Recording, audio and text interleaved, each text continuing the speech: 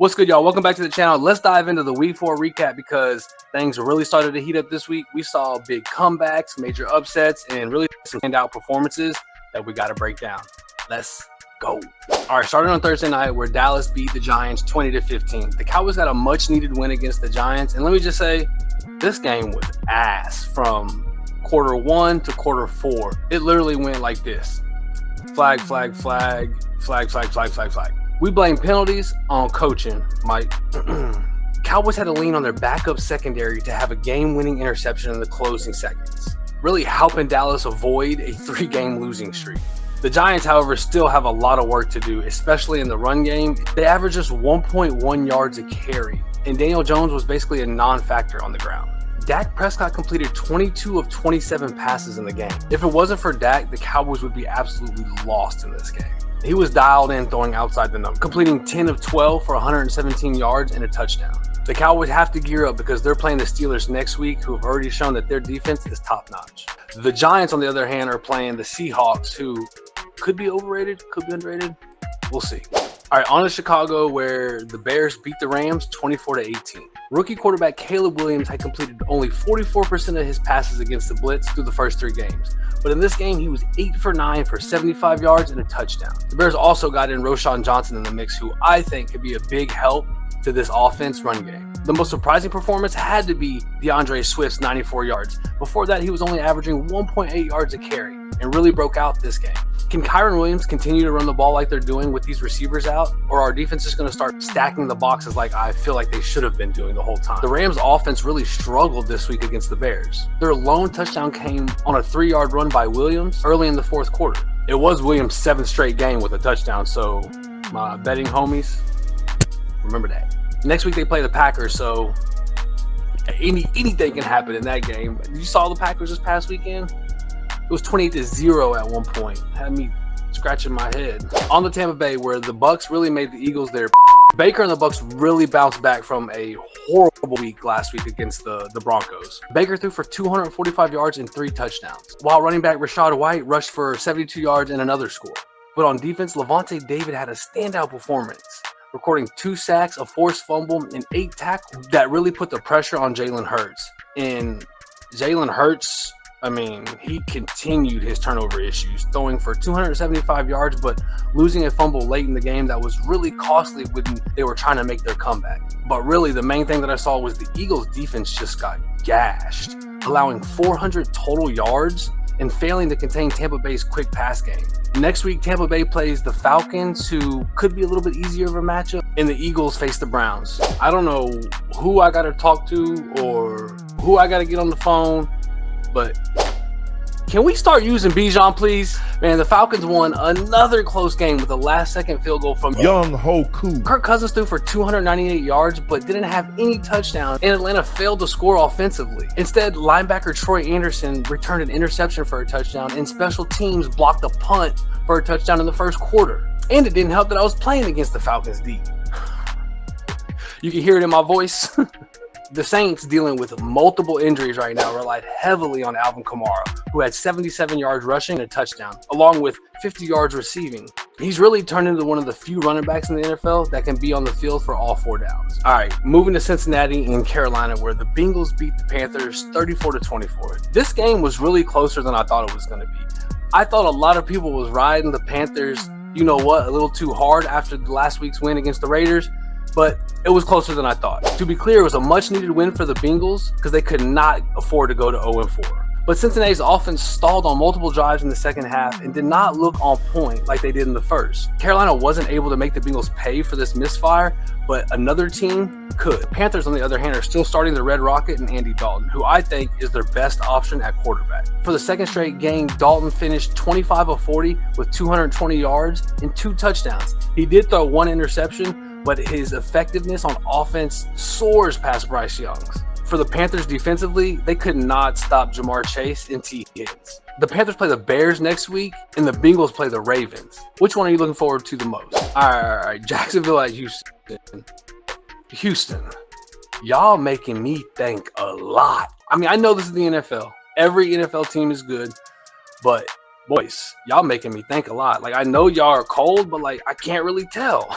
On paper, the Texans offense is supposed to be explosive coming into the year, but through just 4 weeks, it's been anything but that, averaging just 18 points a game and licking self-inflicted wound after self-inflicted wound. Now, don't get me wrong, the Texans should never apologize for a W, but they gotta start turning that offensive production around. You'll start to see that once they get their starters back on the field like Joe Mixon. The Jaguars, on the other hand, they have no defense.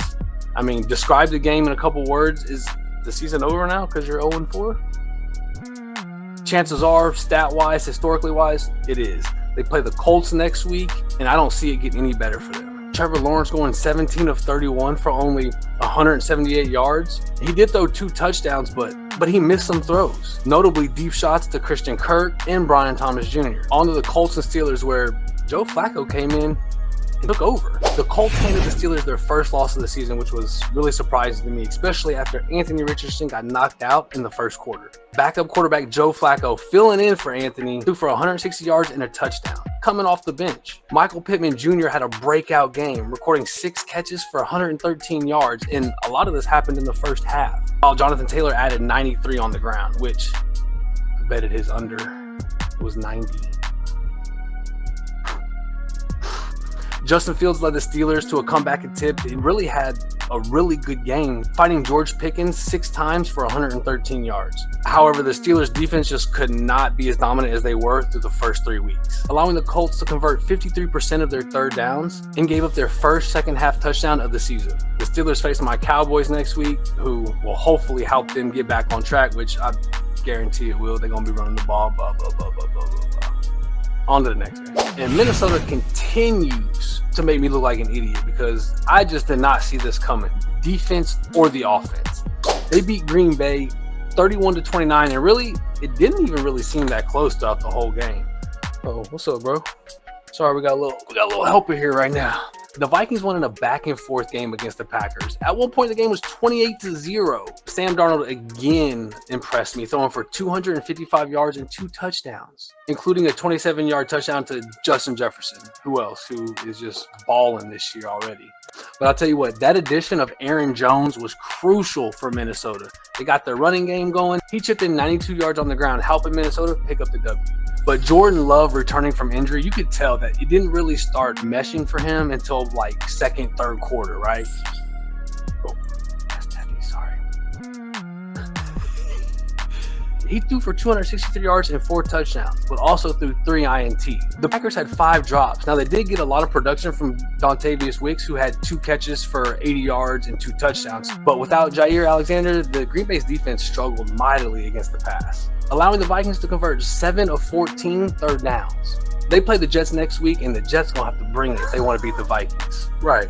Now, in a sloppy, low-scoring affair, the Broncos squeaked by the Jets, and at one point, Bo Nix was 5 for 14 for -7 yards. With offense like that, you can't possibly win a game, right? Aaron Rodgers had a disappointing game, throwing the ball 42 times, but only completing 25 of them for 260 yards and 0 touchdowns. The Jets' offensive line gave up 5 sacks, and the team committed 10 penalties. You know what they say about turnovers and penalties. The bright spot for both teams on offense, Courtland Sutton is steadily getting targets from Bo Nix. And for the Jets, one thing to take note of is that backfield. Braylon Allen is starting to chip into Breece Hall's playing time. Now the splits are almost 60-40. I don't know what either one of these teams are going to do on offense, but they need to figure it out before their next matchups. All right, on to Washington and Arizona, where the Commanders absolutely beat the brakes off the Cardinals. This was a dominant performance by Washington. Jaden Daniels was nearly flawless again. The fact that they got Brian Robinson going with the run game is also crucial for this offense. He chipped in 101 yards and a running touchdown. The Commanders racked up 440 yards of total offense, which is, when you think about the Commanders, that's kind of unheard of considering what they've been going through the past 5-10 years. For the Cardinals, Marvin Harrison Jr. caught 4 passes for 62 yards and a touchdown, but outside him, the offense struggled, and they couldn't keep Washington off the field, allowing Commanders to possess the ball for over 35 minutes. The Cardinals are going to look to bounce back with a tough matchup next week against the Niners, while the Commanders see the Browns. For us, we're going to the San Francisco and Patriots game. The 49ers cruised to a comfortable win on Sunday. Despite losing linebacker Fred Warner at halftime, San Francisco defense dominated, sacking Jacoby Brissett 3 times. and the Niners held the Patriots to just 250 yards of total offense. With news that CMC is now going to be out till at least mid-November, Jordan Mason is now stepping his game up significantly.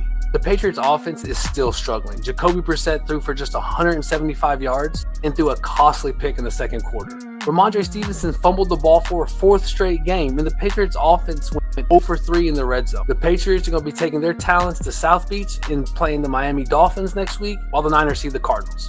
But on to the KC game. Boy, oh boy, the Chiefs keep getting hit with injuries.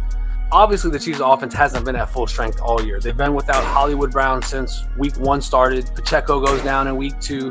And now the news of Rashee Rice tearing his ACL in week 4 is devastating for this offense.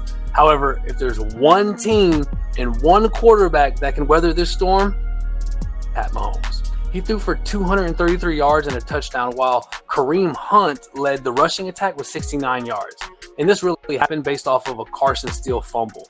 Travis Kelce finally got into the mix, catching the ball 7 times for 89 yards, picking up the slack after Rice went down. Justin Herbert is looking really good under Jim Harbaugh's offensive scheme. Despite playing through the ankle injury, he threw for just 170 yards and 1 touchdown. One of the bright spots for the Chargers was Ladd McConkey. He's starting to get targets and really is starting to be the focus of this offensive pass game. They play the Broncos next week, while the Chiefs head to see the Saints. 2 good games that I'm ready for. On to Cleveland.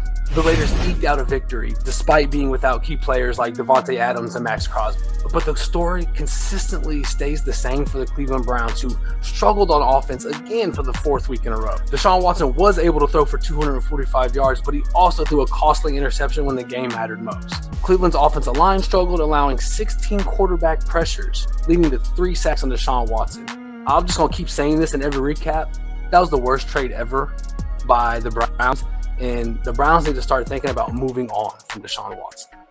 Next. All right. This is hard to talk about because we could have had Derrick Henry, Cowboys. We could have had, you know what? Let's not make this about us. Baltimore beat the brakes off the Bills on Sunday Night Football, and it was really surprising. I mean, the Ravens came out firing on all cylinders from hut 1. I mean, Derrick Henry broke free for 87 yards and a touchdown on the very first play the Ravens touched the ball. He finished with 199 yards and 2 touchdowns on the ground. Baltimore finished with 256 yards on the ground. On defense, Kyle Van Noy had a monster game with 2 sacks and a forced fumble, helping the Ravens pressure Josh Allen all night. I said this in my group text while watching this. Josh Allen was getting his ass kicked. I mean, look at a player's jersey at the end of the game, and that will tell you how much they've been playing and how hard they've been playing. The Bills had no answer on offense, going just 2 for 11 on 3rd down. If anyone can bounce back, it's Josh Allen and the Bills, but they are playing the Texans. And there it is, the Week 4 recap, all rolled up into 15 minutes for you. Man, this week was live. I won on my fantasy. I missed on my bets, but I won on my fantasy. Hey, if you enjoyed this breakdown, make sure to smash that like button and subscribe for more in-depth recaps like this. Let me know in the comments which game shocked you the most and who you think will bounce back in Week 5. Do my Cowboys have a chance? Made me feel better. I love y'all. I miss y'all. And come back for the next vid.